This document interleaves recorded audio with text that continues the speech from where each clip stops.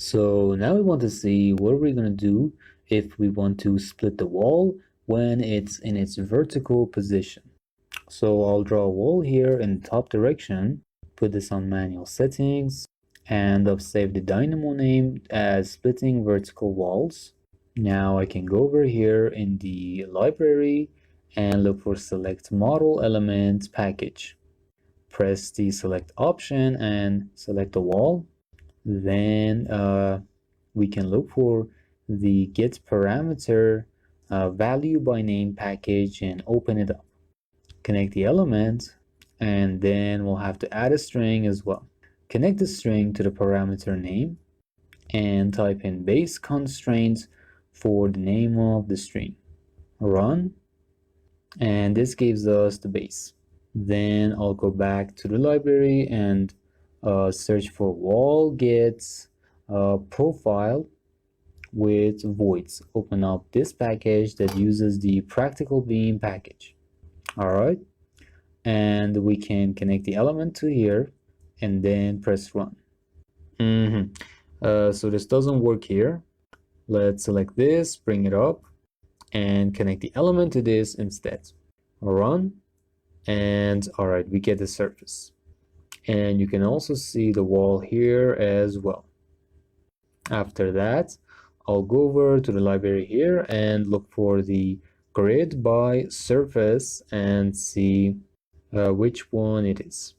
Open up the first package, and its inputs are selected surface in U and V.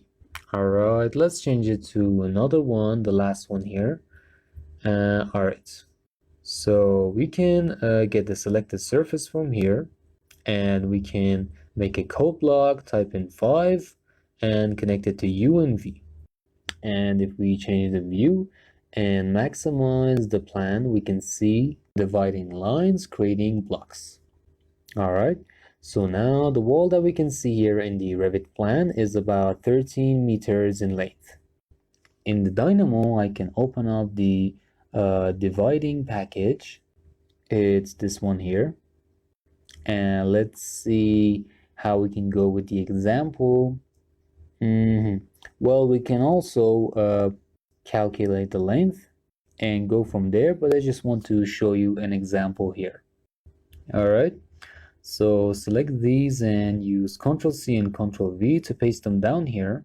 Move them, and well, we can rename the string to length and press run. All right, so as it says, it's 13 meters.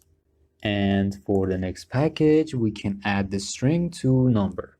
Connect it to here and press run.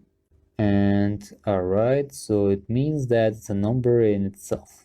So I'll connect the X to the value by name, and let's say each block is going to be about 40 centimeters. Connect that to Y and press run. So we get 32. Let's say 32 and a half. And we can round this down. So in order to do that, I'll use right click to type in math.floor and connect it here and press run.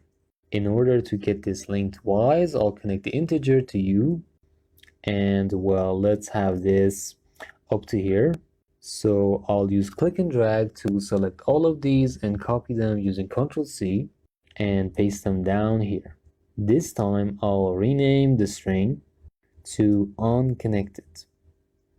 Then I'll select one of these walls, and we can see the parameter unconnected height under the constraints, so copy that and paste that instead in the string.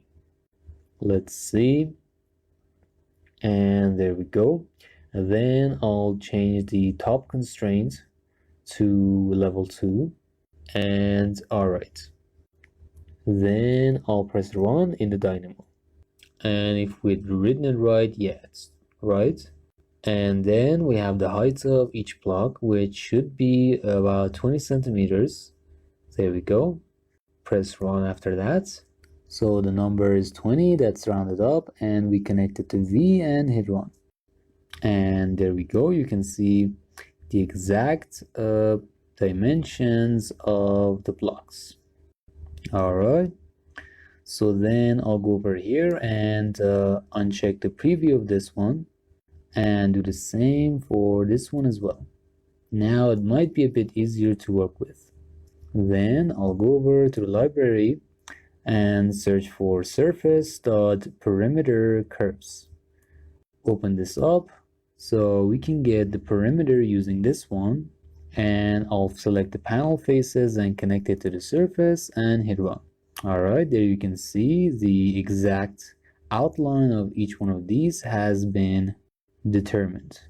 After that, I'll use the get item at index package. Let me just hide this again in order to keep it as clean as possible. Then Ctrl C and Ctrl V to copy this. Then let's take a look at the list here.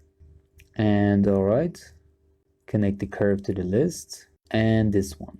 Then add a code block, put in 0, semicolon, 1, and semicolon again. The O goes to this index and the 1 goes to this one. Run. Alright, this part's fine for now, but not sure here. So I can select the level 2 here, connect the curves to the list, and put this one on level 2 as well. Now hit run, and now it's fixed. Alright, so we've differentiated x and y's, but now we can go over to the library and look for curve.start and open up the start point package. Connect the item to the curve and hit run. Alright, then for the next part, I'll look for curve.length and open up the package. Connect the item to the curve and hit run. Alright, so let me finish up the script up top first. And after the start point, we can add the point.z package. Connect these and hit run. Then I'll add a code block and put an x minus y and connect the double to the x. Then I'll use the level elevation package. Connect the double to the y, and this one goes to where we got the elevation from. Press run to see what we can get after that. And well, let's see. The list here is fine, and it's all okay up to this point. Then I'll go back to the library and look for wall by new geometry and open up this package. And it uses a practical beam package, as you can see. Alright, bring it down here, and one of the items that we need is the origin, which we can get from the select over here on the left. Then the next input is the height, which we can get from the double over here. And then finally the curve is the item in here. Run, and then let's see how it turns out like.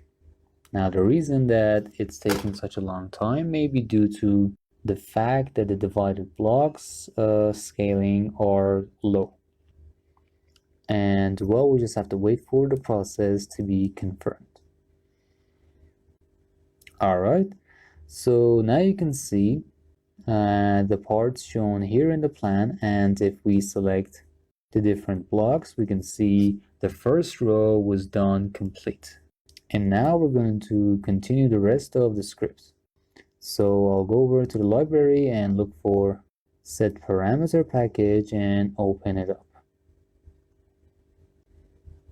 Alright, and because it may have taken such a long time, I've connected these myself. And for the element.setParameter by name, we've connected it to the wall by the element, and the value itself is the elevation that we gotten before when we subtracted y from x.